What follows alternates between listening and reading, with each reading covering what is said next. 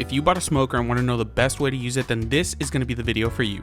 I'm also going to be sharing with you 3 super simple but delicious recipes to get the most out of your smoker. For each of these meats, I'm going to be seasoning them differently, but for the steak, I'm staying tried and true with salt and pepper, making sure I get even coverage on the entire thing. For my pork, I'm seasoning with a barbecue rub that I like, and for my chicken, I'm using a cilantro lime spice rub that I found at the store. Preheat your smoker between 215 and 225 degrees Fahrenheit, then onto the smoker they go. In hindsight, since each of these meats has a different ready temperature, I should have staggered them when I put them in, so they'd be ready around the same time, but whatever, I'm the one eating it. And here I have a good meat thermometer to make sure I get these temperatures down just right. Personally, I love this one, and if you need a link to this or any of the other tools that I use, it's going to be down below in the description if you guys want to check it out and pick one up. My steak was ready first, so I wanted to make sure to get a nice sear on it, followed by my pork, which was next, so it's getting the same treatment. Just a quick sear on each side. Slice in to reveal that pink center and gorgeous smoke ring. Check out and cut into the pork, making sure it's white all the way through, and a chicken breast that hopefully isn't drier than the desert. But now that the meat is ready, let me show you how I make 3 very simple meals to take all this beautiful smoked meat to the next level.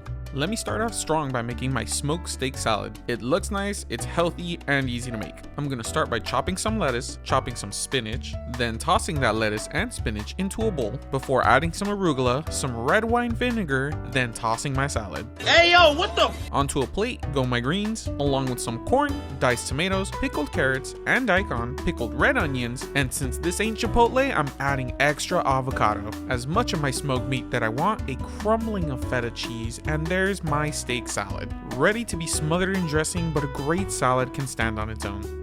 For recipe number 2, let me introduce you to arguably the best one, pork with some tangy chimichurri sauce. Let me start by dicing half an onion, chopping up some cilantro, some nice parsley, and some pickled red onions. It doesn't have to be pickled, but I do pickle a lot of mine and I always have some on hand. Into a bowl goes my cilantro, my parsley, the onion, the pickled red onion, and I also have this Thai pickled garlic that I'm adding. Yes, I know, I pickle a lot of things. The flavor is definitely worth the little extra effort. A little bit of red wine vinegar, freshly cracked black pepper, an extremely healthy glug of olive oil, and mix to combine for a great tasting chimichurri. And all that's left is to top my pork with this flavor bomb, and that's how you make this mouth-watering smoked pork chimichurri.